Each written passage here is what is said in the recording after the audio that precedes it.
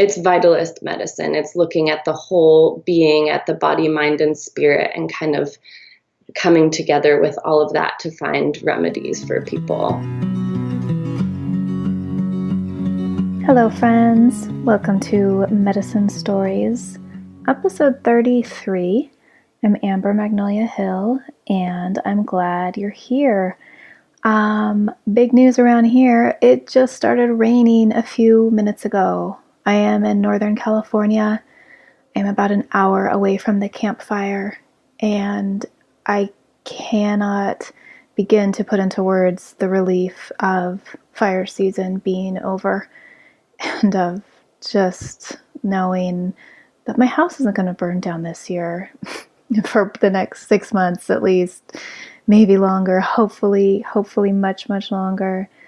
It's so welcome. It's so needed. The land will be so happy. And I just am feeling a lot of deep joy and gratitude right now. And I wasn't able to really speak about the fire when I recorded the last podcast intro because I was just kind of frozen in fear around everything. And I did an Instagram post about it last week.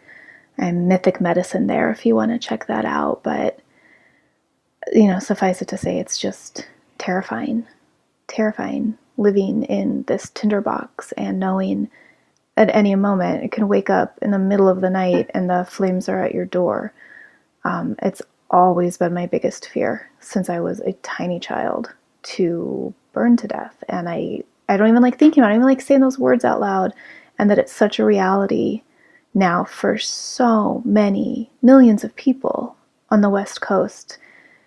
It's just so scary. And of course I acknowledge that my fear and my terror over the last couple weeks are nothing compared to the hundreds of thousands of people affected by what happened in Paradise and the surrounding areas, and in Southern California as well, and all the previous fires and all the future fires. It's just so intense.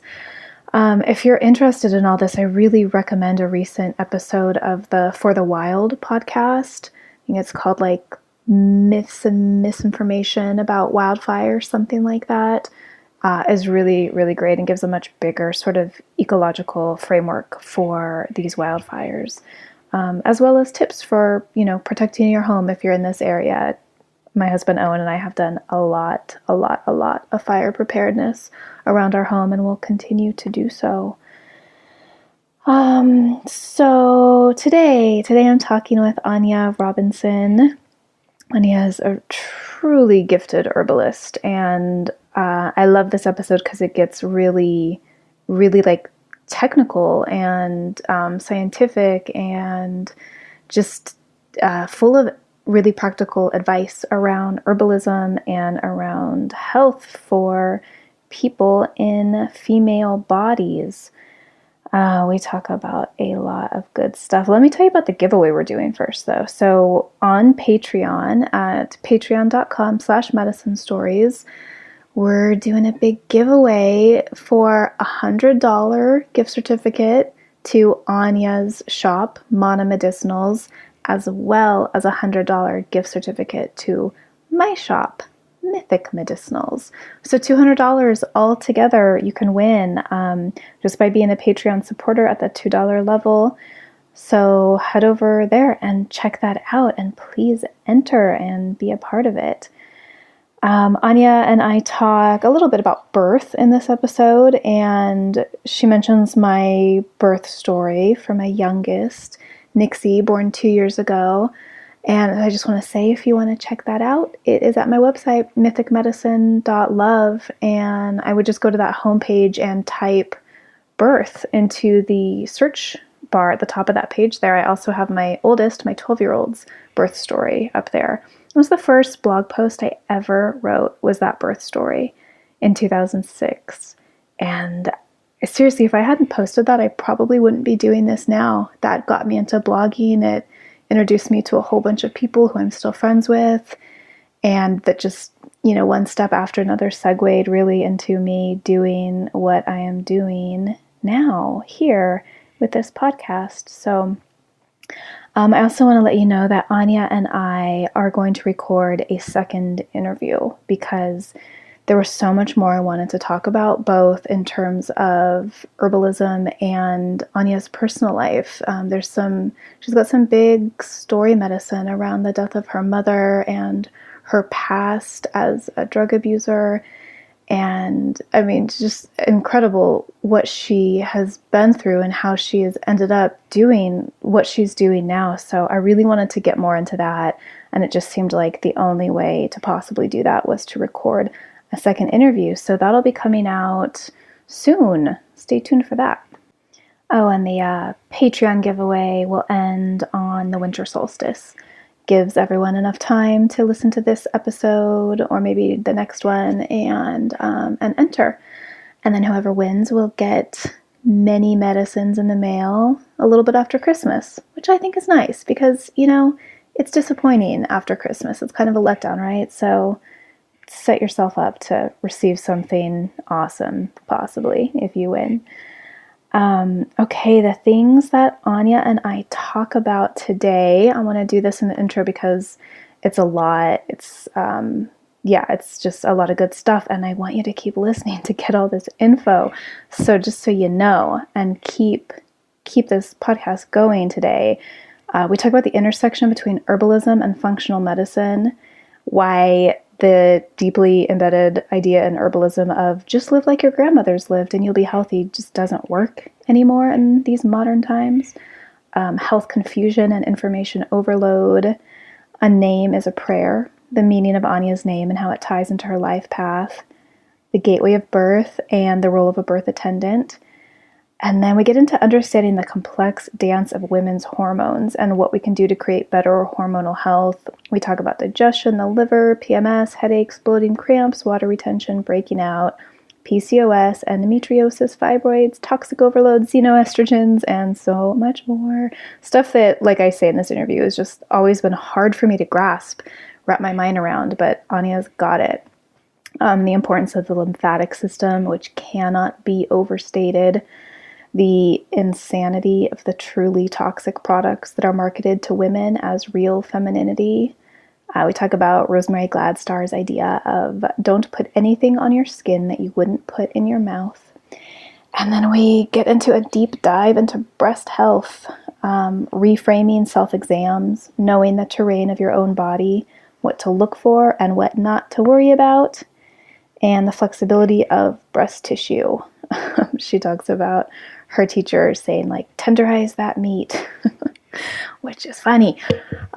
So, gosh, I just really think that any person with breasts, vulva, uterus, the whole situation of having what we have historically called a woman's body should listen to this podcast. And Anja and I do just simplify everything by using the word woman and women. And we understand that not all people who have this anatomy identify as women, and hope that you will understand us and forgive that we just chose simplicity while speaking about this. And the language is ever changing, and it's hard to know what to say without making someone possibly feel offended or omitted, and that is not our intention at all.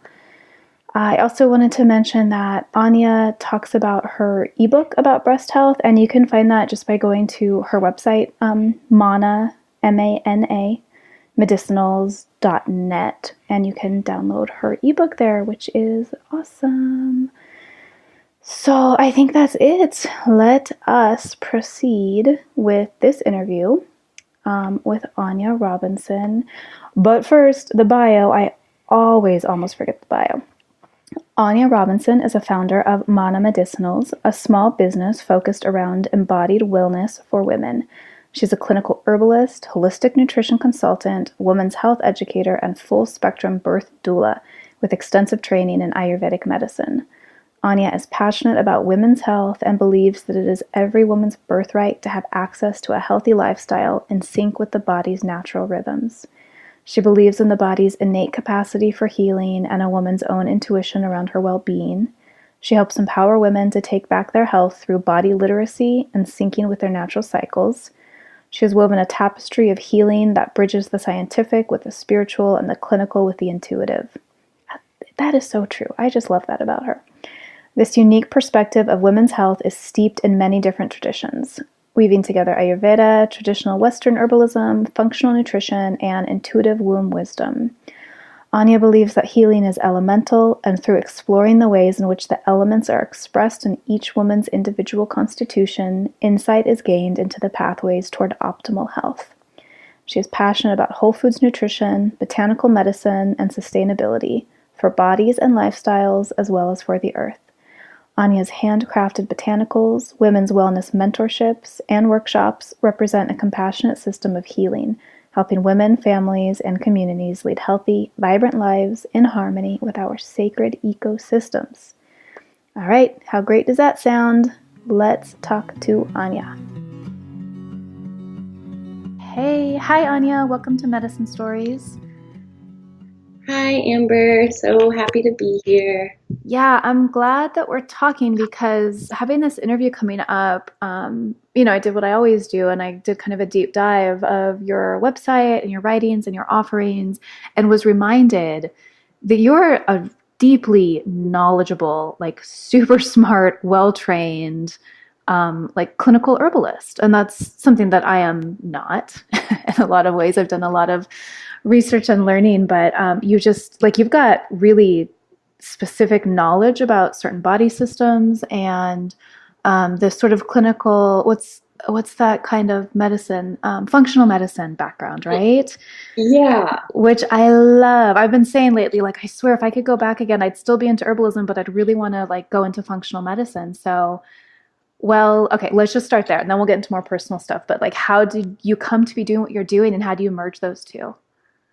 Yeah, well, it's been such an interesting progression. I really, started on the herbal path and was really called to clinical herbalism, and just the way Let's maybe define what clinical herbalism is too. Yeah, just a little bit more. I was really interested in body systems and understanding how things work and standardizing my medicine. And really, when I was a little girl, I wanted to be a doctor. Mm-hmm. And so the way that my brain works, I really want to kind of pick apart every little thing and understand the way that it works. And I love working with plants and working with people, but I wanted to be able to help people on a deeper level.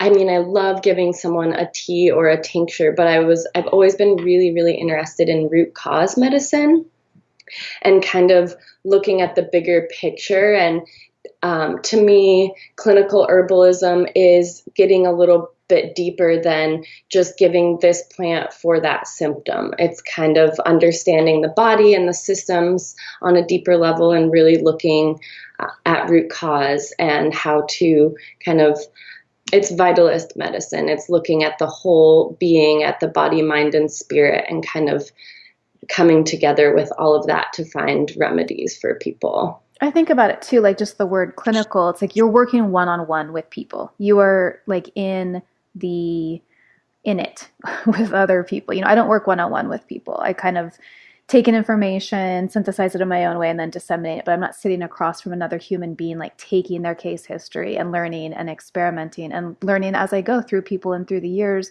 what really works and what these larger patterns are.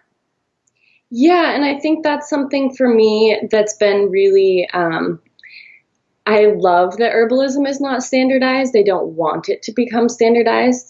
But within that, there's a part of me that has really fought to be taken seriously, and that the knowledge that I have is real. So that's part of the path that brought me deeper into nutrition and deeper into functional medicine, is kind of exploring a little bit more of the Western realm and kind of diving deeper into body systems and anatomy and physiology and the process of different disease pathologies, and kind of being able to understand Western jargon. And also a lot of my clients are working with whether it be just a regular Western doctor, or they're working with a naturopath, or they have some other primary care that they're working with. And I wanted to be able to work alongside those people and to kind of help make the information that they're getting from their primary care more accessible and more understandable to them. And so that's kind of was a lot of my drive to get into more of the functional medicine model. And to me, it just really resonates and makes a lot of sense. And it's very based on root cause and looking at the whole person. And as one of my teachers calls it, she calls it the total ecology of women's health. And I really love that kind of analogy, because our bodies really are this whole ecology, and we have to take into consideration our emotional and physical and spiritual. Those aspects play such a huge role, not just what's going on physically. So define functional medicine for us. Well, functional medicine, I would say it's definitely it's kind of based on more new cutting edge research. It's definitely very heavily science based. And they do look at a lot of testing, which, I believe we have to take with a grain of salt, because we can look at all of the tests, but we also have to remember that there's a person in front of us. And sometimes these tests are really new and they don't line up with what we're seeing in front of us. So functional medicine is really just kind of a deep dive into body systems and root cause medicine.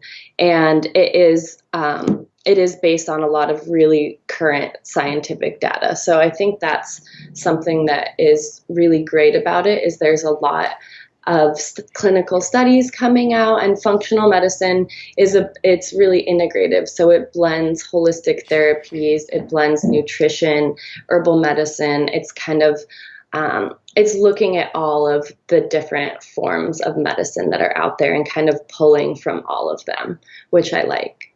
Yeah, it seems like this perfect meeting place and interface of so many different areas of study. And like you're speaking about with the testing, it seems like a really like metrics based approach to health. It is, and I think that's why I love blending it with herbalism, which is so much more like feminine to me and more, kind of intuitive and just, you can really feel into someone. And so I think that it's a good blend of my brain, because I have that really right brain, scientific, nitty gritty aspect to how I like to understand things. And then I love what herbalism brings and what plant spirit medicine brings, and really being able to connect with people and teach them to connect with plants and heal their bodies on that realm. So to me, it was kind of the perfect blend of wanting to satisfy my science nerd and bring a little bit more validity into kind of what I was talking about with clients, and also being able to chat with people's naturopaths and doctors and understand the languaging that they were using, and understanding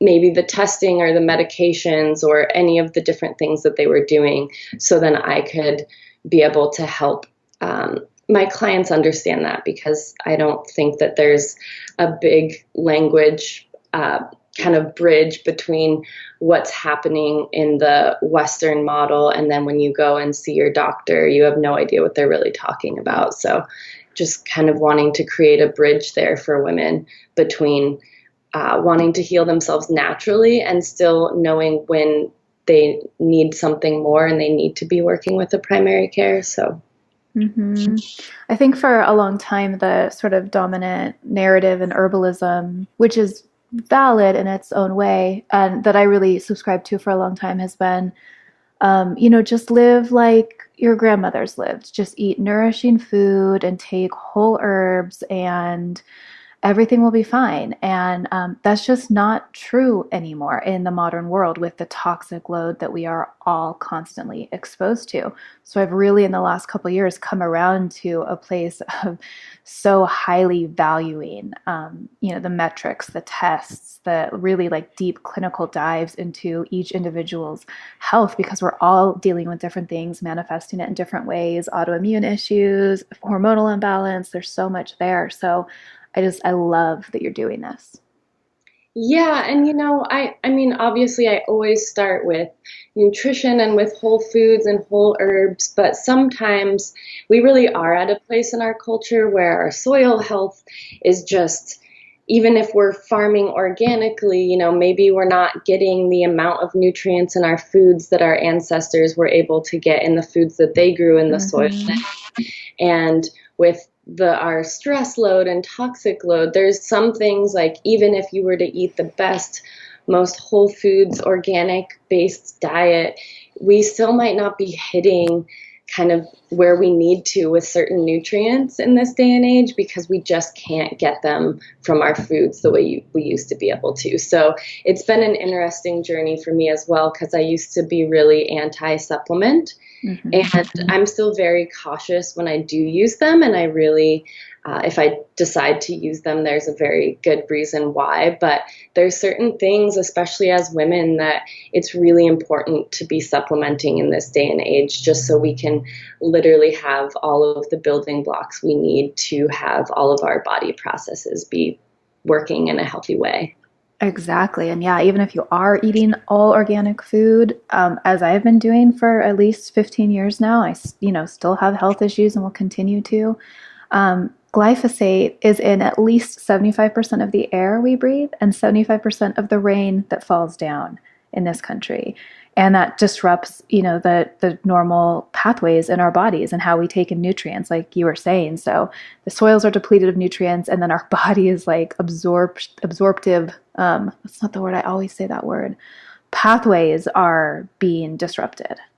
Yeah, it's just, I think we're having to take it one day at a time and just constantly adjust, because there's no way to really know how to navigate through this. It's really new territory. And I think that's where some of these testings can be really helpful for women that are having, they're doing all the right dietary things, they're living natural lifestyles, and they're still like not feeling good and they don't understand what's going on. And sometimes taking a little deeper dive at what's happening in the body can really just give us kind of a jumping off point, so then they can move forward and figure out what the next steps are. Yeah, it's definitely a strange new world, and it's confusing. So many people have food confusion. I've talked about this on the podcast a lot, myself included. I'm like, no, this is the best way to eat. Now I'm into this diet now, and wait, now that's bad for me. And it's confusing. It's because there's such an information overload and things are changing so rapidly. Exactly. And, that's one reason, another reason that I kind of moved into doing this sort of mentorship model with women is to help kind of navigate that. Because if you do go on the internet, you are told 20 million different things about what to eat and what's healthy. And for me, what was really helpful in that was studying Ayurveda and really understanding constitution and people's constitutions and kind of where they're at has really helped me, because I could be eating a certain way that's really balancing and nourishing for me, and then I give you my regimen and it totally throws you off balance because you have a totally different constitution than I do.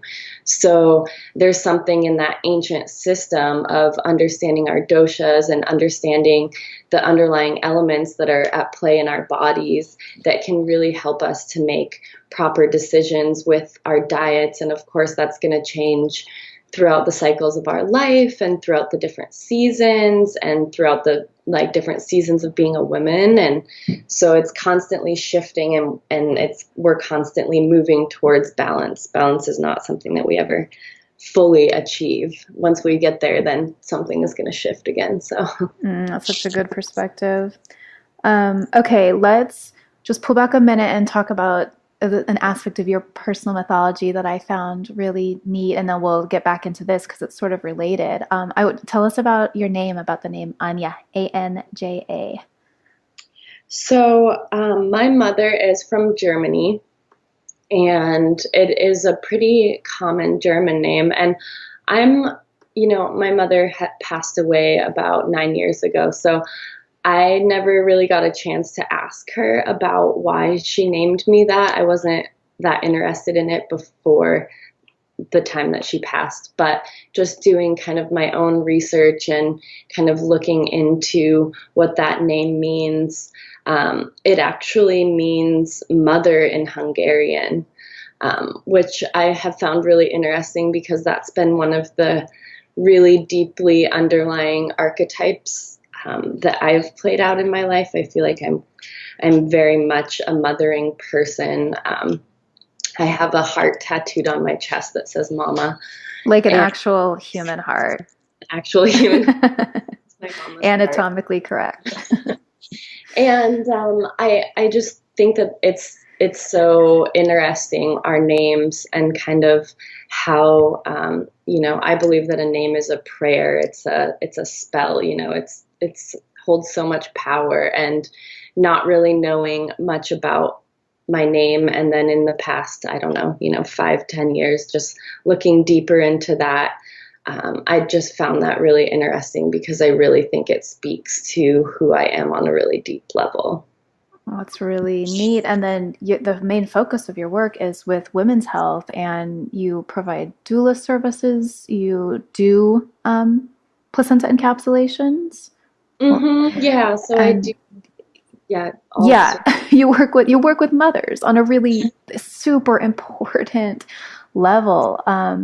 I'd love to hear more about like what drew you to working with women, especially with mothers, and if I may ask, if you would like to be a mother yourself someday. Yeah. Well, I think for a long time I was just doing herbalism, and I didn't really have a focus, and was feeling a little bit lost in that because it's just a huge topic and I needed something to focus on. And I was really stressing out for a long time about like, what's my niche? What am I going to do? And I just kept having women show up and kept having women saying, oh, I'm having a problem with my cycle, or like I'm having such bad cramps, or a lot of my friends started getting pregnant. And it just, over the course of about a year, it really just became clear to me that the people that were really showing up and needing my help were women. And I've always been totally obsessed with birth and pregnancy. And I definitely really want to be a mother. And so, the more that I kind of looked into it, the more that I realized that women are really such an underserved population, and there's so many health issues that we're dealing with, and there's so much lack of education around our bodies and kind of like the deeper ways that some of our cycles work, and also pregnancy and postpartum. When I really started diving into that, there's such a lack of education and lack of good information out there for pregnancy nutrition and postpartum care. And so I really just kind of saw the opportunity, and it's just been a bit of a wormhole from there. How has it been attending births? How many have you been to? Like, what is that like? I just want to say, like, giving birth is so intense that it actually made me like not really want to be present when other women do it, because I was just like, it's too big. That energy, I could handle it in my own body pretty well, but I don't know if I could like witness another person. I don't know if that makes sense. No, it definitely makes sense. I was so nervous before my first birth. I really only got into birth work for the last couple years, so I've only been at a few births. But the first birth that I was present for was one of my best friends, actually. And one of my mentors, she talks about being a doula is really being a gatekeeper for life. You know, you're really kind of standing at that doorway between life and death. And sometimes, most of the time, it's life, but not always. And it is really big. It's huge. But I think there's just something for me that feels so intuitive in that space. And there's such an opportunity to just hold space and witness a woman in her deepest sense of her own power, and to really just be able to hold space and make sure that she's able to stay in that power and not be disrupted by anyone else who's not understanding or aware of the power that she's harnessing within herself through that process. Mm-hmm. Yeah, it's like birth is this portal, this gateway, like you said. And as a birth worker, you're kind of at the gateway between the woman and then the rest of the world, right? It's your job to sort of create that safe space for her to be in. Especially if it's in a hospital or clinical setting. Exactly, where you can just help remind them, you know, that they get to make the decisions and that they know what their body needs and that they don't need anyone else to tell them what they need or what they ought to do. And really, you know, it's just beautiful to watch women step into that role. And it's such a beautiful transition from maiden to mother. And it's just really powerful to be able to hold space for a woman in that place. And I think I was really scared before my first birth. I was like, oh my gosh, am I going to like this? Am I going to be able to do this? And after watching the first baby come into the world, like I said, it was my best friend. So it was a really beautiful, beautiful birth at this birthing center. And I mean, I was just bawling. It was the most beautiful thing that I'd ever witnessed. And in that moment, I was like, okay, this is definitely, I'm into this. I always cry reading birth stories or watching births. You know, every time I see a birth, like sometimes on Instagram, you know, I follow different birth accounts and I'll be scrolling through and a baby pops out and I'm just like suddenly sobbing. Oh yeah. But with my own birth, I was just like, the actual first words out of my mouth after my now 2-year-old was born were fuck giving birth. I remember reading your birth story and I definitely cried, and looking at all those beautiful photos that you have. I just, you know, it's such a beautiful story and it's so perfect in the way that it is for every woman. You know, I think the hardest thing for women is that we maybe think that we know the way we want things to go, or we want to kind of control it.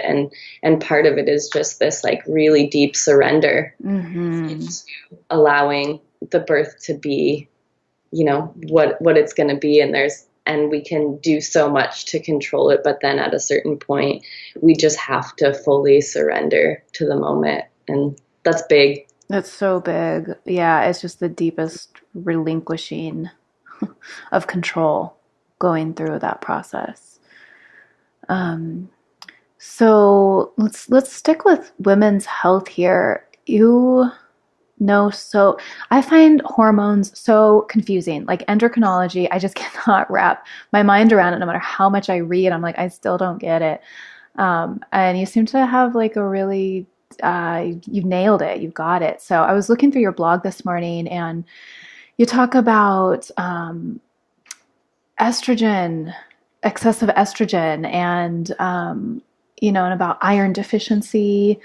I liked those 2 articles a lot. So those are kind of different issues, but like, what do you see clinically going on with women's health most often? What are really frequent issues that are facing like modern, mostly American, where we're living women?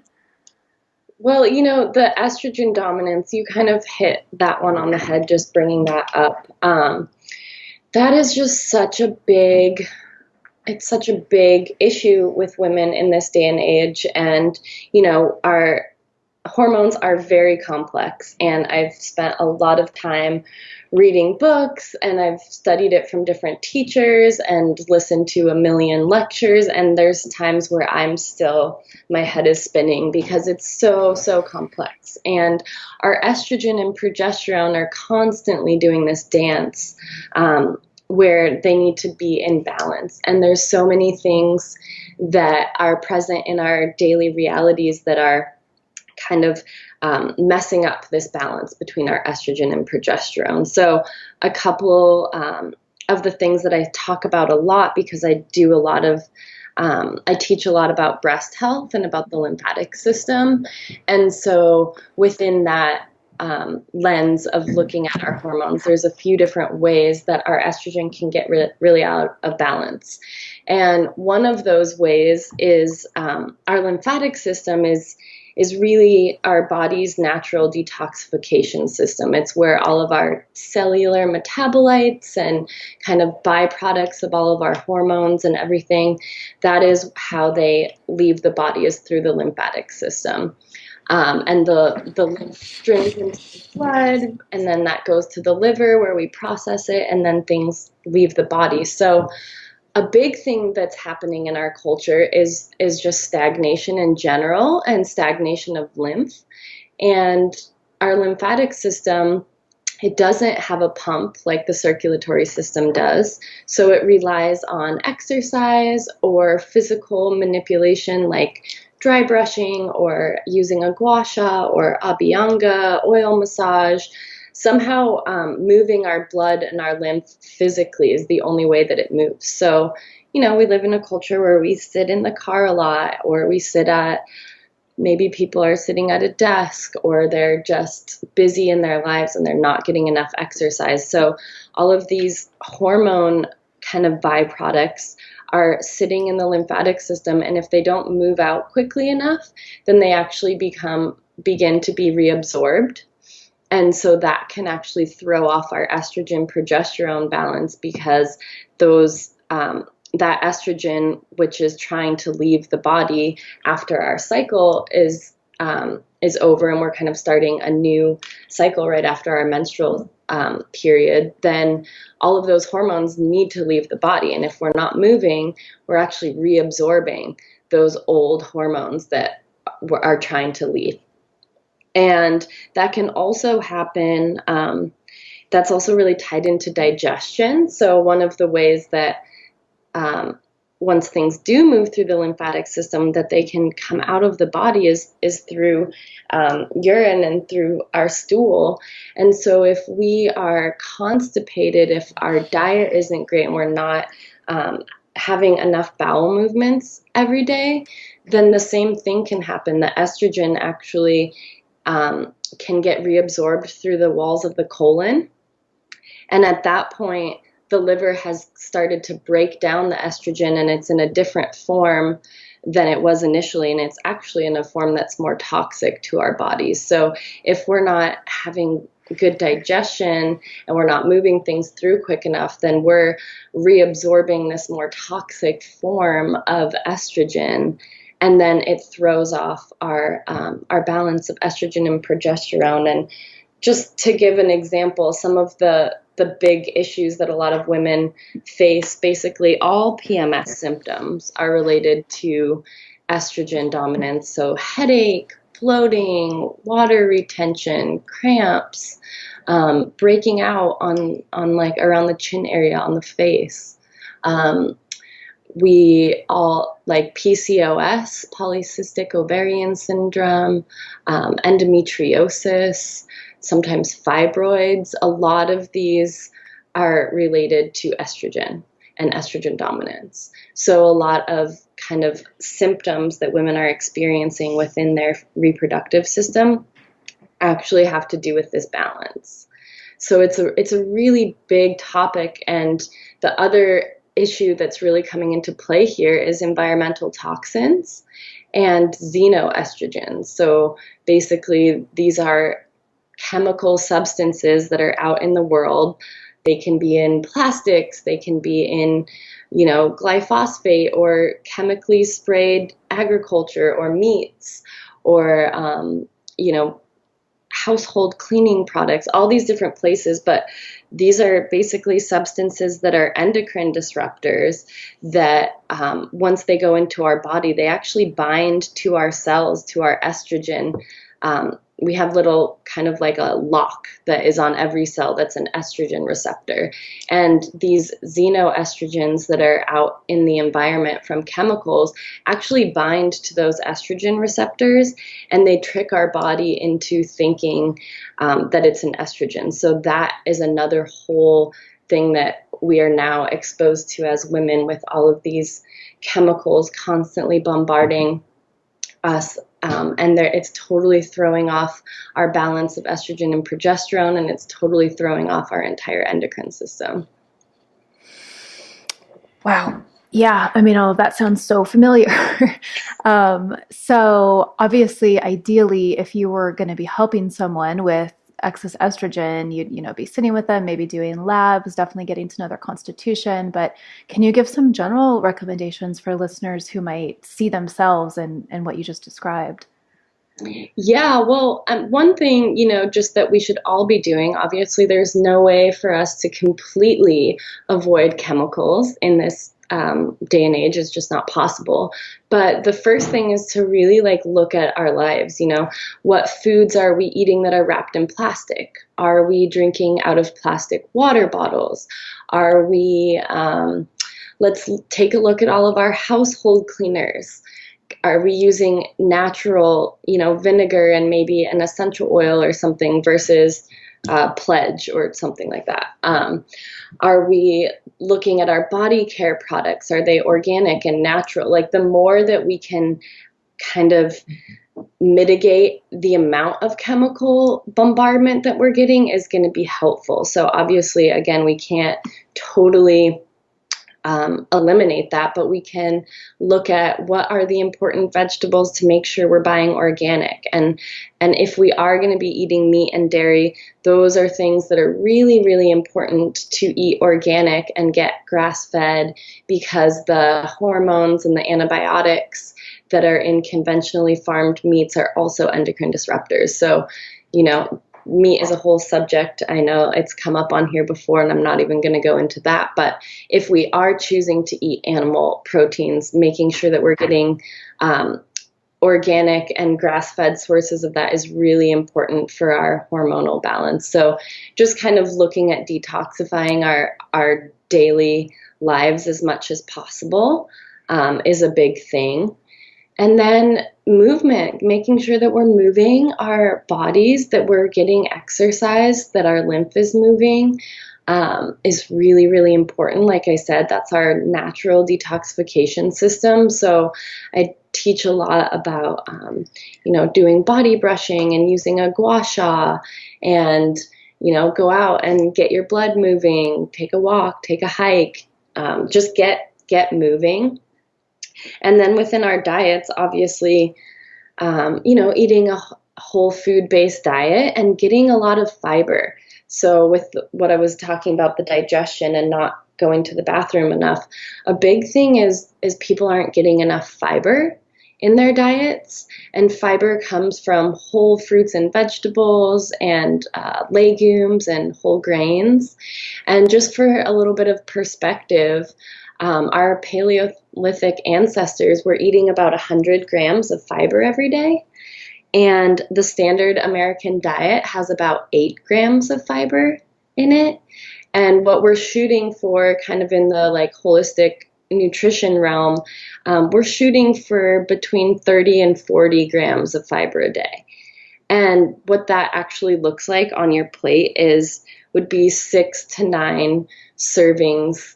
9 to 12 servings of vegetables a day, which is about a serving is a half a cup. So you could be looking at 6 to 8 cups of leafy greens and broccoli and chard, kale, all those kinds of things. But even as someone who eats a organic diet, eating 6 cups of greens a day is a lot. Mm-hmm. And so we're not really hitting our mark on fiber. We're not getting enough bulk in there that we can really keep our digestive system moving. So that's a really big one that I try and help bring that perspective of how much we actually need to be getting of those vegetables and those legumes and whole grains into the diet. And then, of course, cutting out things like really looking at refined carbohydrates and refined grains and sugars and the things that are going to be putting more of a load on this. And, liver support is just so important because our liver is really doing the job of detoxifying everything, but specifically as women, our hormones all have to be broken down and detoxified by our liver, and that actually is a pretty big load that we have on our liver just from our from detoxing our estrogen and our different sex hormones. So liver support, working with different herbs. I'm always trying to get women to do kind of food as medicine, but, putting some burdock or some dandelion root into your bone broth, or making some, herbal decoctions these colder months and bringing those liver herbs in, and just supporting our livers is a really puzzle as well. And one really easy way to do that you mention, I think in the article, is bitters. And I'm just going to put a little plug in for your line of medicines. You make my favorite bitters, and you have a number of flavors, and they're in a spray bottle, which is just so much preferable to taking your bitters in dropper form. I love it. And since I've been using your spray for over a year now, and I just have it right there on the table, and I take it with me when I travel, I use it almost every time before I eat a meal. And just a really simple, don't even have to think about it, way to support the liver and get those bitters in. Yeah, and I don't know what it is about the spray bottle. It's the same thing for me. For some reason, it helps me remember even more so than taking a tincture. Just like something about the spray, but it really just kind of coats the whole mouth and is really nice. But yeah, bitters are such a great way. They're so easy, and I make a few different bitters formulas, but I really try and bring some good warming spices into my bitters, because that's one thing about bitter herbs is they tend to be really cold and really dry, and that can actually be really imbalancing for a lot of people's constitutions, and particularly during this season, the fall coming into winter, where we're kind of in the cold and dry season, bitters can really throw people off. So you can bring in some like ginger and cinnamon and cardamom and some other warming herbs in there to make sure that they're not throwing you out of whack. I kind of want to bridge here between, I want to get back into breast health and body care products, because I just think about this all the time, that the things that are marketed to women to put on our bodies are so insanely toxic. I can't even believe it's legal. And I just feel like a true sadness for women who don't know, who don't understand what they're using. And I'm thinking specifically right now about deodorant and antiperspirants. Yeah. Do you have things to say about that? I mean, I do. Yeah. Well, one, we have all of our lymph in the body drains right under our clavicles. So kind of right at the top of your breast, under your clavicle bones, is the subclavian vein, which is where all of the lymph moves into the blood. So all of your lymph drainage happens in our sort of breast region. And what can happen, basically sweat is one of the ways that our body detoxifies and gets rid of things, the other two being urine and stool. So it's the body's natural way of getting rid of toxins is through our sweat. And obviously we sweat through our armpits. And so with an antiperspirant, with something that it has ingredients in it that are purposely making you not sweat, you are locking in toxins that are trying to get out. And not only are you locking them in, but you're like locking them in right around the breast tissue area, which, our breasts are mainly adipose tissue. So they're mainly fat tissue. And the thing that we know about fat tissue is that it accumulates heavy metals, it accumulates toxins. In Ayurveda, they talk about the concept of ama, which is kind of toxic buildup in the body. And the breast tissue, or just fat tissue in general, stores more ama, it stores more toxins. So if we're putting on that antiperspirant and we're not allowing ourselves to naturally detoxify through our sweat, then we're locking in those toxins right in an area of our body that one doesn't get a lot of movement and has a lot of natural stagnation. And then we have a lot of fat tissue, which just holds on to those toxins. And in Ayurveda, they see that those toxins that kind of get lodged in the tissue, that's the underlying, that's where disease starts, is from toxins getting lodged into the tissues. And also a lot of antiperspirants have aluminum in them and have heavy metals. And so, again, not only are you not allowing your body to naturally detoxify, but you are putting heavy metals in an area of your body that's going to store heavy metals. So it's so unfortunate because, I grew up, I would say, until my maybe 18, when I kind of became more of a hippie and was like, no deodorant, I'm not shaving my armpits. But, we all grew up using antiperspirant deodorant, and that's what's on the market for the everyday woman. And now, luckily, there's a lot of brands where you can still wear some sort of natural deodorant that doesn't have that antiperspirant action. And that's the main thing that you really want to look for, is like, you do not want to use an antiperspirant. And there's, I'd always want to preface, like, there's no shame if you have been, or if that's what you thought was good or what you like. It's really important that we understand the mechanisms of how that's harming our bodies, and then we can make more informed decisions as we move forward. Yeah, I mean, totally. That's just how we were all raised and what was available at the store. It just, didn't even question it until the information comes to you. And I forget what I was going to say, but I haven't used antiperspirant in a long time. And I also don't shave my armpits. And I've gone back and forth with shaving, but a few years ago, I got a staph infection in my armpit, and it was from nicking it while shaving, and nick that I didn't even notice. It was so minuscule, but we all have staph on the surface of our skin all the time, and it just happened to move right in there. And I was like, this is really not worth it. And then I got pregnant soon after that, and the scar tissue and the scar buildup from where the staph infection had been, and it got like lanced, and I think maybe that lancing is what caused that, caused me to start having plugged milk ducts while I was pregnant. I was like 37 weeks pregnant. I was like, what is happening? So I just decided it wasn't worth it for me. And I'm a like sweaty, stinky person. It's in my family. So I really have to just kind of, buck this, cast off this cultural narrative that tells me that it's like disgusting to shave my armpits and to not use antiperspirant. And I use a number of different herbal deodorants. I kind of cycle through them, and I love them all. And I just like refuse to be shamed for being a human with a human body. And I have been happy to discover that a lot of men, as a heterosexual woman, like absolutely love it, and like go crazy for seeing that I'm not doing those things to my body. Yeah, and I mean, also there's like such a natural, our pheromones are actual like sex hormones, smell that come out that we're masking with chemicals and with different synthetic fragrances. I forget exactly what like podcast I was listening to, but I heard this whole article or sort of interview that was talking with someone, and they were discussing that through using synthetic fragrances and synthetic smells, sometimes we match up with people that actually aren't a good match for us. Mm-hmm.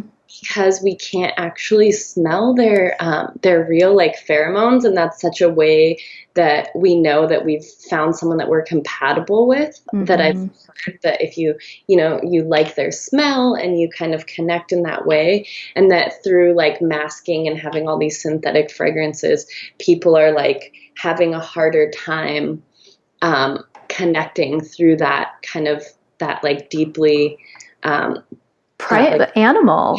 Primal. Yeah, exchange of. I was looking for, the deeply primal animal sense of like, yes, I smell you, and like my body is registering that this is attractive. Yeah, it's a like subconscious exchange of genetic information with those pheromone signalings.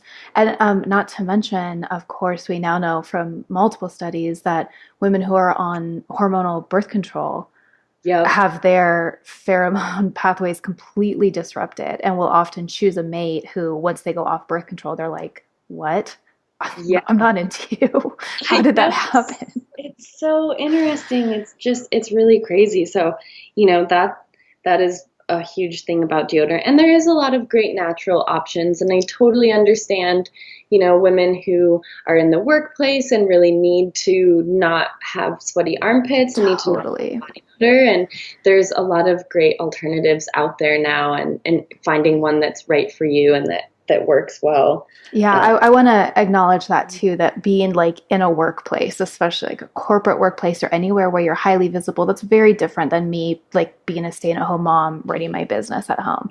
I still would not use antiperspirant, but I might use a little more like hardcore of a deodorant if I were in that situation. And I guess just a little segue here while we're talking about this and just women in the workplace, and something that just is coming up is I just want to talk about bras for a Oh yeah, second. I wanted to get into that too. Awesome. As we're kind of talking about the lymphatic system, and as I was saying, all of the lymph in the body drains right here, right above our breasts. We have actually over 100 different lymph nodes underneath our breast tissue, under our breasts. And so by wearing underwire bras, or even not underwire, they could just be a sports bra, but if it's sized, if it's too tight, then we're actually cutting off the flow of the lymph underneath our breasts. And so I do a lot of lymphatic breast massage, and I do a lot of breast checks for women. And what I find over and over, and I've even found on myself, which I don't think I've worn an underwire bra in a decade. And as I first started getting into the lymphatic breast work, I realized that I had matted breast tissue, like matted lymphatic tissue that was matted to my breastbone. So underneath my breast, it felt kind of like if you've ever had a knot somewhere and you kind of feel that, you can feel the adhesion, you can feel the knot. That's basically, I could feel that all on the underside of my breast. And like I said, I hadn't worn a underwire in 10 years. That was old tissue that, because that underwire is just sitting there, it can literally like mat your tissue to the bone. And then not only are you not getting good detoxification, but you're getting a long-standing adhesion. You're not getting good blood flow. And so again, there's no shame. Like if you love wearing underwires, if you love the way they look, if you need to wear one for your job, that's fine. But I always kind of recommend for women to wear them just as long as they need and take them off as soon as possible. Like put it on in the parking lot at your job and take it off when you get into your car on the way home.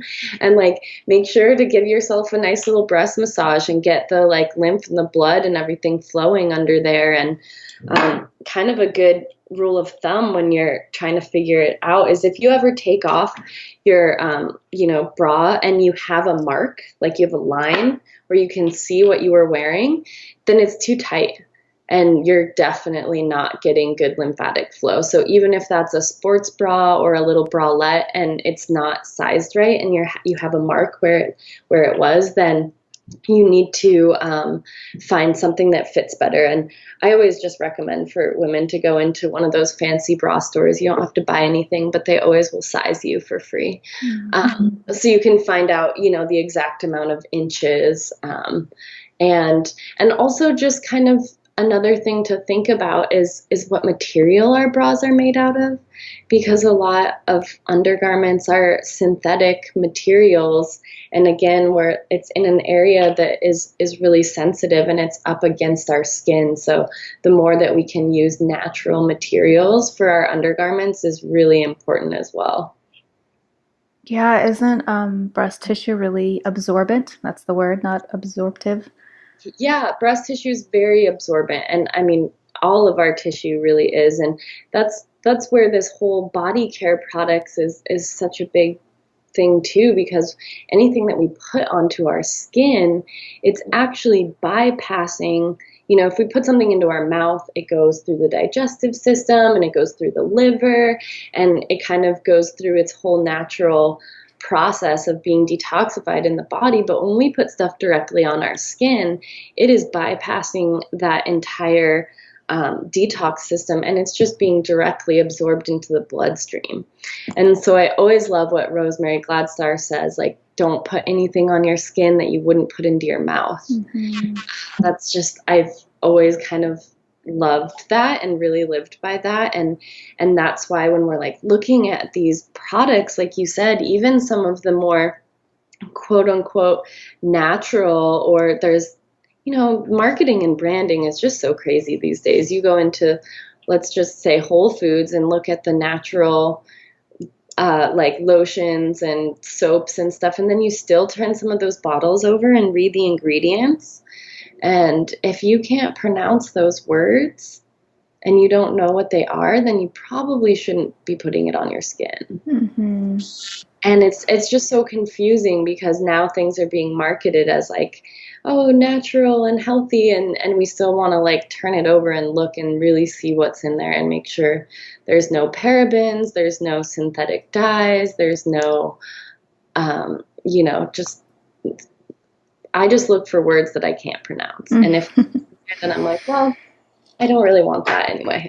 Yeah. If for anyone who doesn't know who's listening, the word natural has absolutely no regulatory meaning on marketing and on bottles. It means absolutely nothing. Anyone can put that word on any product they want.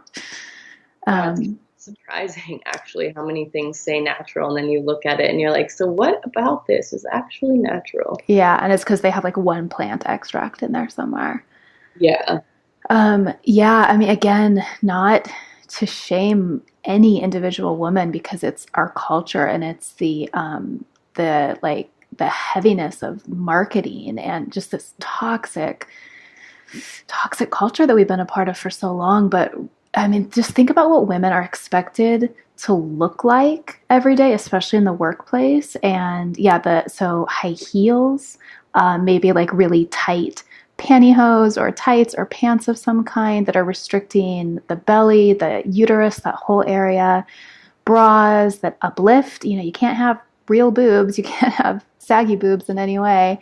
Antiperspirants, makeup, synthetic perfume, whatever other things we're putting on our bodies, maybe like hair products, makeup. I already said makeup. That's just, it's so much. It's so much. The toxic load is so heavy and the effect on our bodies is so real. And it's just what we've been told is real femininity. Right. And we just have to, we can't, maybe we don't take all of that out. Maybe there's a special time and a place and you want to wear makeup, and there's of course. Based, but we think about women are like getting manicures and pedicures. They're getting their hair dyed. They're getting eyelash extensions. It's just like, how many chemicals are we being exposed to? And maybe we're not at a place where we're ready to totally go like full cut out all of that and be 100% natural, because some women aren't comfortable like that. And I totally understand, but it's kind of like maybe pick and choose the things that are really important, that you feel like the thing you really want to hold on to, and try and cut back on some of the other things. Cause I was just like, yeah, hair products and hair dye and hair straightening and nail polish remover and all, just there's so many things that women more so than men are exposed to. And that's like just in the beauty care. We're not even like getting to like, okay, now generally like women do a lot of cleaning as well. And so they're the ones that are exposed to a lot of the cleaning products in the household. And if those are full of chemicals, then they're getting a lot more exposure to those. And, we have things like new cars and new furniture, which has like flame retardant on them, and like the off-gassing of things that are new. Mm-hmm. And so that's something that I always like to just get people aware of. I'm not saying like don't ever have anything that's new, but there is something just to buying things that are vintage and older. One, we're not contributing as much to this mass marketing of new things, but also generally like furniture and rugs and things that are older have had a chance to off gas all of the toxic stuff that's on them, and then you don't have to deal with that. So Yeah, yeah. We got a mattress off Craigslist this summer, and I really liked it. And so I looked it up on Amazon because we need another mattress, and found the same one. And it's like, warning, this mattress contains chemicals known to the state of California to cause cancer. It's like, wow, that's crazy. That's the world we're living in.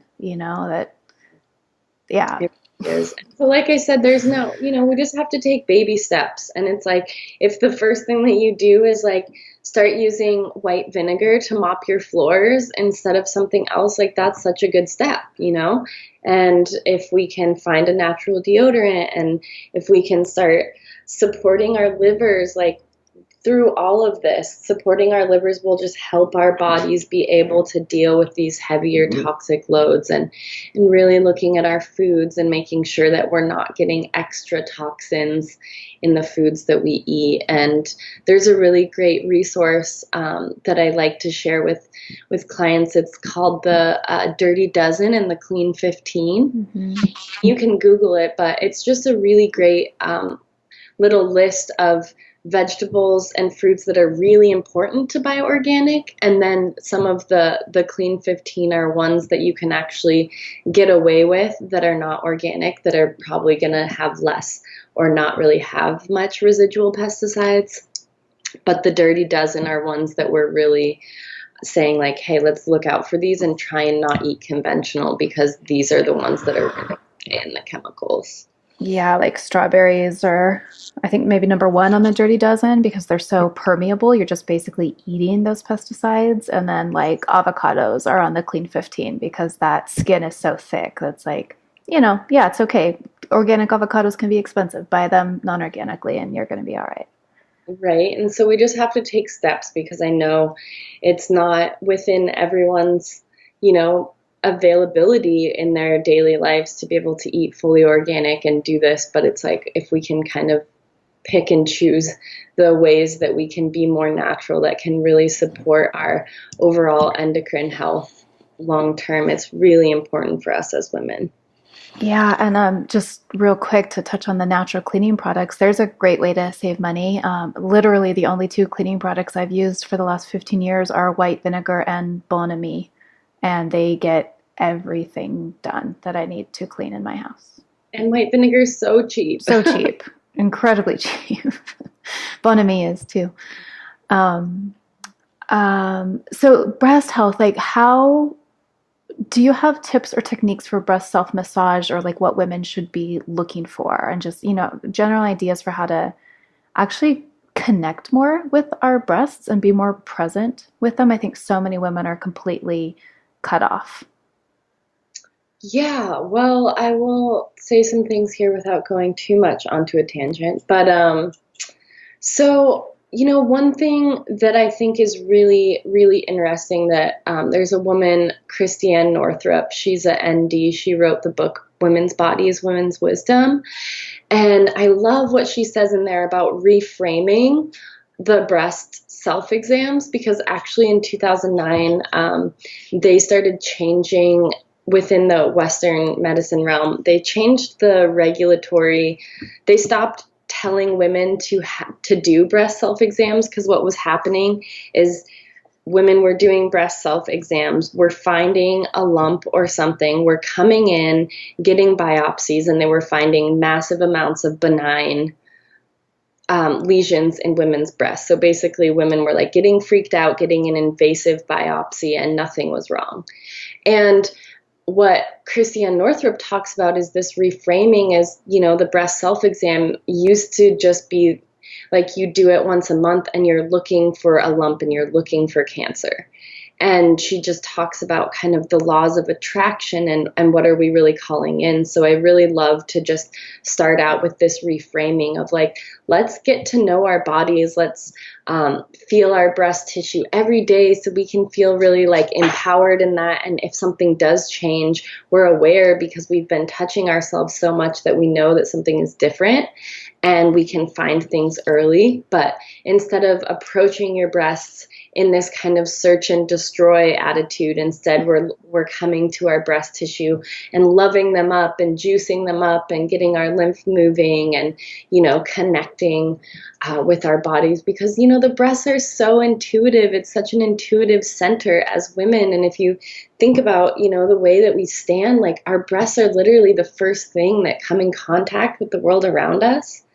And through years of patriarchy and over-sexualization and, just religious, all sorts of things, like we have been so shut down.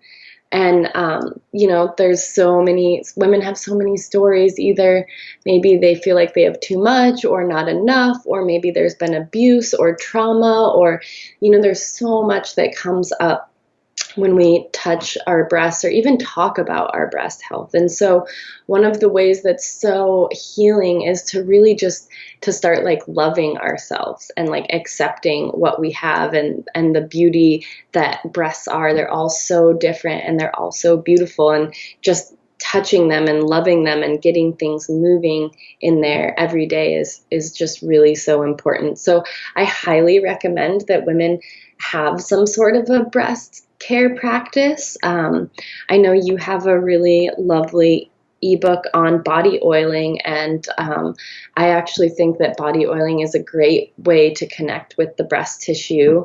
And I also have a 30-page ebook that I wrote on lymphatic breast health, and it kind of talks a lot about that. But I think one of the main things for me is to really like get in there and explore the tissue more. When I first got a lymphatic breast check from my teacher, Deanna Batdorf from the Deanna Center, I was just so amazed at like, they picked up my whole breast tissue off my breastbone and were like feeling underneath it and like feeling underneath my nipple. And I just was so blown away. I just had never really touched myself like that. And, I'd touched my breasts before, but just the way that they were really getting in there and feeling, I just kind of had this huge breakdown and was like, what? Whoa, I'm, 27 years old at the time, and I've been studying natural healing, and how have I never even touched my own breast like this? And it brought up a lot of grief for me, and it brought up a lot of anger, and it brought up a lot of different emotions. But since then, it has really inspired me to, to share this work and to teach women how to touch their breasts. And, what we're kind of taught to just like gently touch and feel in a circle, like that's really not always enough. Like we want to really get in there and massage the tissue and kind of feel underneath the tissue to see what we're feeling for. And there's a difference between what a lot of women experience in their breasts is kind of like a lumpiness, or almost sometimes it can be called like ropey, or it feels like fibrous. And a lot of times women are feeling that, and that's what they get nervous about, because they're feeling kind of lumps in their breasts, and we're kind of taught that lumps immediately mean bad. But generally that's like cold and dry tissue that our lymph kind of coagulates and can turn kind of lumpy. So by doing the breast massage and warming up the tissue and using a gua sha or using your hands and really getting in there and massaging the tissue, we can actually make a lot of change in the tissue, and we can break a lot of that up. And there's specific things that we're looking for as far as the more scary lumps in the breast. I don't know. Do you want me to touch on that? Or? Sure. Well, there's really two main things that we're looking for if something were to be more concerning, or we'd want to kind of get further testing. And the first one is kind of as like a really hard lump that's possibly irregular in shape. Like you can kind of think of like maybe a broken down piece of pumice or something, where it's like not really round or soft and just kind of hard. And the thing about cysts or kind of congealed lymph or any of that other stuff is it's going to, one, ebb and flow with your cycle, and two, if you start doing breast massage and you start working with it, those things will shift.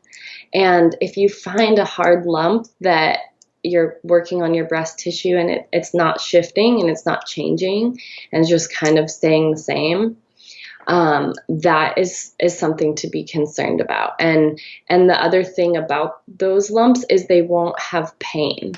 Where if you find a cyst in your breast, I don't know if you've ever had a breast cyst, but they're very painful. It's like a sharp, hot pain. Like you will probably say ow, and and some of the other lumps that we can sometimes find in our breast, they might be sore, and that's kind of a sign that there's stagnation in the breast tissue, and that's our lymphatic system speaking to us that we need to do some work. But if we're finding that hard lump that has no pain and just will not change and at month by month is the same, that's definitely something that we want to go and get checked out further. And oftentimes on women, I've found them right around the areola, like underneath the nipple. So that's a really good place to check as well. And then the other thing that we want to look out for is kind of, it might initially feel like a cyst. It feels kind of like a water balloon. Like you will find like a lump in your breast that feels kind of balloonish, like tight. But when you're feeling around, if you can kind of feel under it and stuff, it actually will have like 4 little tentacles, which are attaching it to your breastbone. So if there is a lump and it feels kind of like a tight water balloon and you feel it connected to your breastbone, that can be a tumor. And so that's definitely something that you want to go and get more checked out. And so that's why it's so important that we're touching ourselves every day, because if we are and something shifts, then we have the ability to make an informed and empowered decision about what we want to do. And there's generally, if we're looking for, we want to find out more, our options are mammogram, which I know a lot of women are not thrilled about, and there is radiation.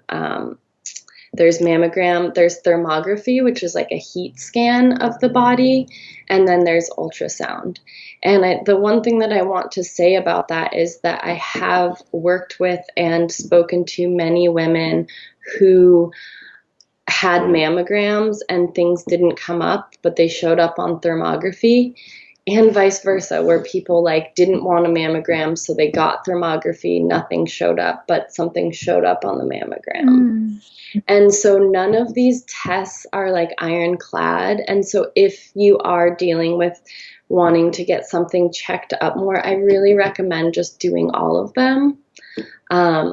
It's a personal decision that each woman has to make. Ultrasound is a great way to go. A lot of doctors won't give an ultrasound unless you've had a positive mammogram. So you just have to kind of work with and find the right. But just knowing that sometimes just doing one type of test might not, if you feel like something is not right and you get a test and it's saying that everything's fine and intuitively you feel like something is off, then I would always recommend trying a different type of test, because I have seen some of those tests not pick up on things. So. Wow, that was all such good information, Anja. Thank you. I want to just echo the idea of becoming familiar with the terrain of your own body. When I started my herbal body oiling practice, which I spoke about at length in a previous episode, I didn't have that as my goal in mind. I just noticed how much herbal body oiling calmed my nervous system down immediately and helped with muscle pain as well. But over the years of doing it, I was like, I am so familiar with the terrain of my body. Like I know every nook and cranny because I've been trying to get this oil to seep in to the skin everywhere. And when I had that lump in my armpit a few years ago, and the intake nurse at the ER was asking me questions, and she got alarmed when I told her I had a lump in my armpit, and she's like, any idea how long it's been there? And I was like, yeah, since yesterday. And she was like, how do you know? And I was like, I know my body. Like I literally rub my armpit almost every day when I do this herbal body oiling, and it wasn't there the day before yesterday. And she was like, oh, okay. But so I wasn't concerned. I knew it wasn't some long-standing tumor that I had just discovered because I just touched my armpit for the first time. But yeah, I don't, while you were talking, both of us are like squeezing our boobs, and I can I know. imagine a lot of women listening are doing the same thing. But I've never done that sort of a thorough exam like you were just mentioning. I've seen Deanna and her helpers do those before at the Women's Herbal Symposium. And it makes me want to just kind of get in there more, like don't be afraid to touch your own body. Don't be afraid to explore your own body. And, I think a good thing to just remember too is if you find pain, that's actually a good sign. It does mean that there's work to be done and that stuff needs to like get worked out and needs to happen. But pain, both of those things that I was talking about that might require looking deeper, both of those don't have pain. So if you're finding lumps and they are not painful, that is like kind of a flag to like watch it for a couple of cycles, see if it shifts, see if it changes. But if you're finding areas and you're finding bumps and lumps and things and they are sore or they hurt, then that's actually a good sign. And that's your lymphatic system saying like, hey, I really need you to do some work here.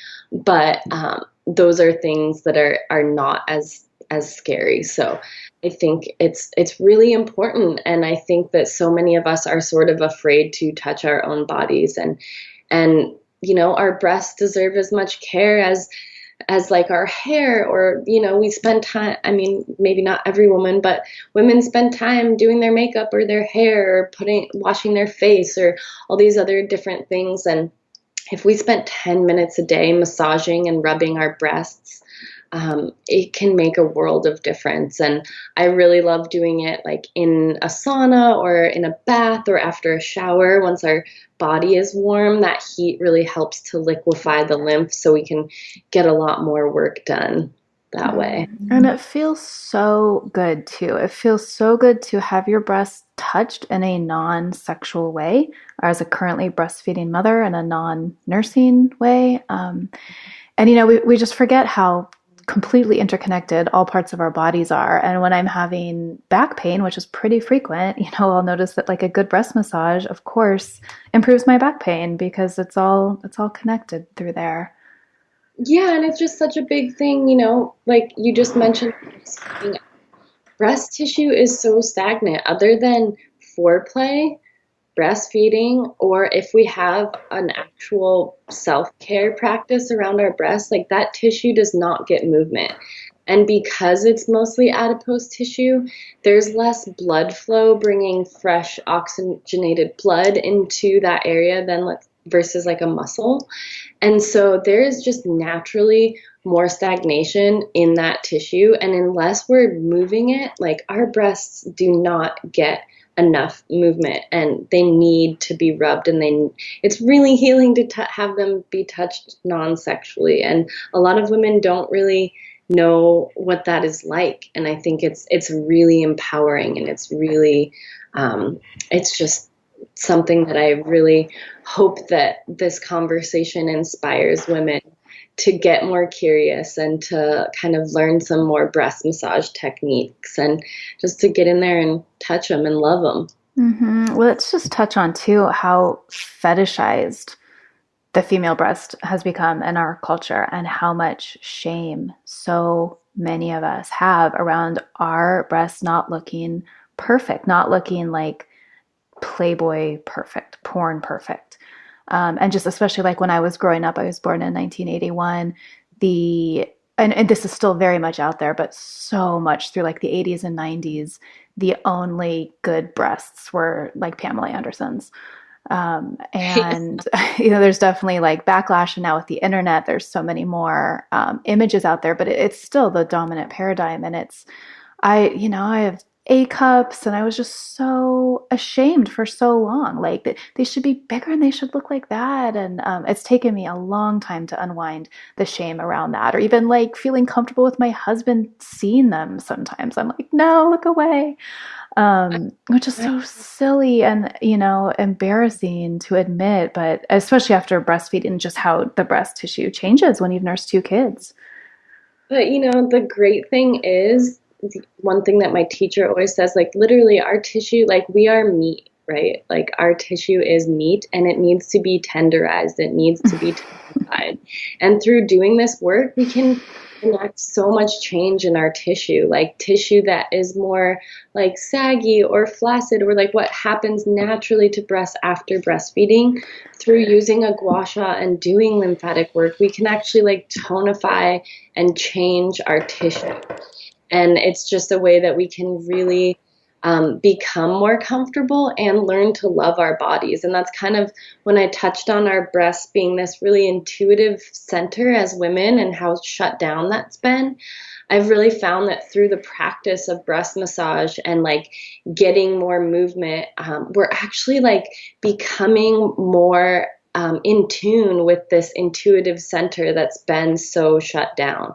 And so the more work that we do on our breasts, the more that we're like unlocking this really big, powerful tool we have as women to have this be a very intuitive center in our body, and that we don't need to be so shut down around it, that we can embrace it. And we can stop slouching over and trying to hide ourselves. Tell the good people what a gua sha is. So a gua sha in Ayurveda, it literally translates to gua sha means to spoon or scrape the lymph. And it's a tool, it's like a flat tool. It's often made out of stone, like you can find jade ones. I really like wood ones, but it's kind of like a wooden paddle. And you use it at sort of like a 45-degree angle. It's a little handheld. It's a handheld thing. And, you know, if, I don't know, maybe you can put a link in the show notes or something, but I have in my ebook, there's pictures of them so you can see that. And I have them for sale in my online shop. And if you don't have one, you can use a wooden spoon is great. You know what else is great that a Chinese medicine practitioner I see told me that she really prefers is just lids, like metal lids from jars. And, you know, I have a wooden gua sha from Deanna that I love, but that really works in a pinch if you have nothing else. Yeah, a lid is a great, like you just want to get something. And it's actually interesting. I was surprised that you can actually feel more of what's going on with your tissue using the tool, because it like the way that it moves over bumps and lumps and dry, crunchy areas, or, you know, our lymph is like a river. And so we have some areas that are stagnant and some areas that are more dry and some areas that maybe are more inflamed. And, you know, like there's going to be different parts of our breast that feel really different. And that's part of this work, is exploring the terrain of the tissue, and kind of, we want to work all of the tissue so it feels similar everywhere. And yeah, so the gua sha is just a great tool for breast health. And you can you can look online or check out my ebook and find more ways that you can use that gua sha on your breast. But that's my daily practice is using a herbal body oil. I make a really nice breast oil, and I know you do as well. And you just, you know, rub your breast with the oil and then get in there with the tool and just kind of move the lymph and get everything moving. And what you're really looking for is you want the skin to turn pink, because the lymph feeds into the blood. So once we see that our blood is flowing, we know that our lymph is moving, and we're always moving towards the heart. So you can use a gua sha on the whole body, but you would move from your hands to your heart and your feet to your heart and your head. And like I said, because all of the lymph drains there in our chest, we always, you know, you can go back and forth, but once you finish, you always want to be bringing the lymph kind of towards the drains.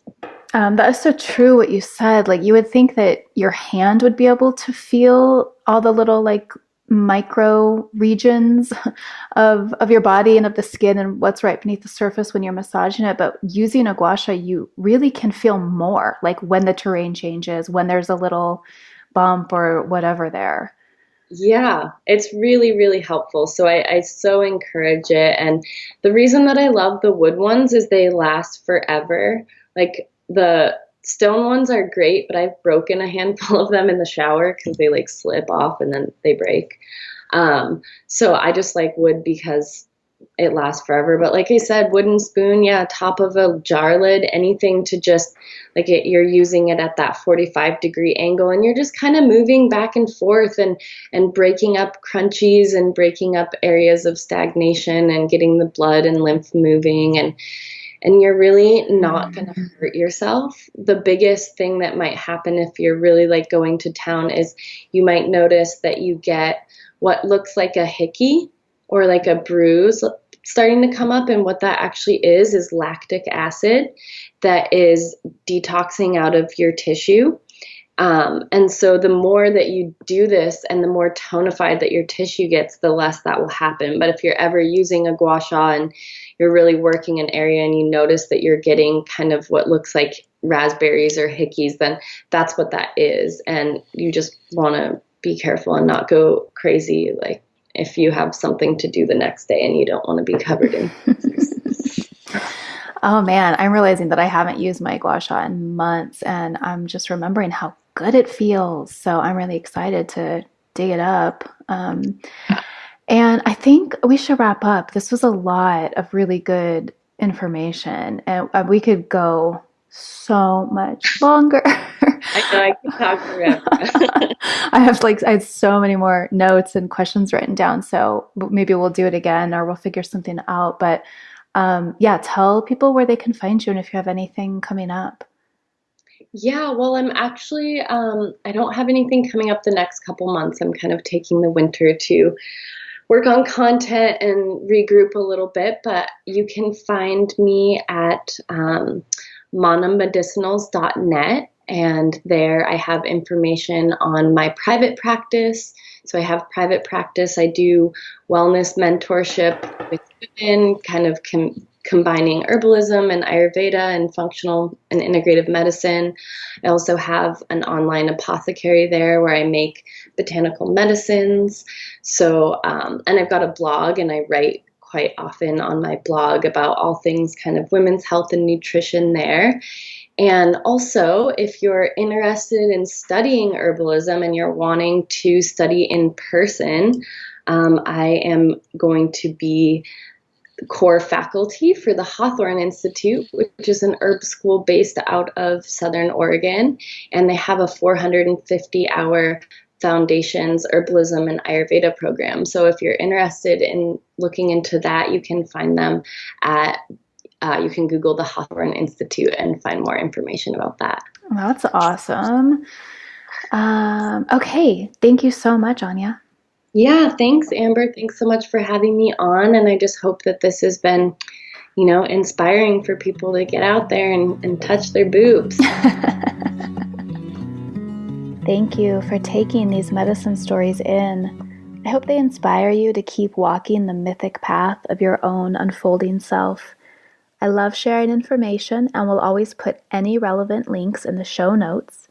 You can find my blog, handmade herbal medicines, past podcast episodes, and a lot more at mythicmedicine.love. While you're there, I invite you to click the purple banner across the top of the page to take my quiz, Which Healing Herb is Your Plant Familiar? It's a fun and lighthearted quiz, but the results are really in-depth and designed to bring you into closer alignment with the medicine that you're in need of. If you love the show, please consider supporting my work at patreon.com/medicine stories. There's some killer rewards there, exclusive content, access to online courses, free, beautiful, downloadable ebooks, coupon codes, giveaways, and just amazing gifts provided by past guests of the podcast. All of that stuff is at the $2 a month level.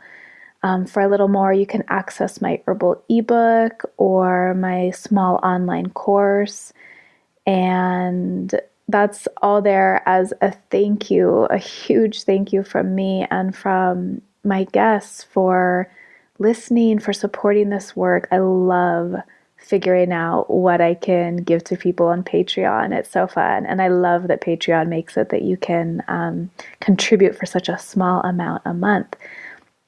I'm a crazy busy and overwhelmed mom, and adding this project into my life has been a questionable move for sure. But I love doing it, and I love the feedback that I get from you all. And I just pray that the Patreon continues to allow me the financial wiggle room to keep on doing it while giving back to everyone who's listening. If you're unable to do that, or if you'd like to support further, I would love it if you would subscribe on iTunes or wherever you get your podcasts. And if you would review the podcast on iTunes too, really helps get it into other ears. And it means so much to me when I read those reviews. It's like the highlight of my week when I check them and see new ones. And people are amazing. You guys are wonderful. Thank you so much. The music that opens and closes the show is by Marie Sioux, Marieesioux. It's from her song Wild Eyes, which is one of my favorite songs of all time. Thank you so much, and I look forward to next time.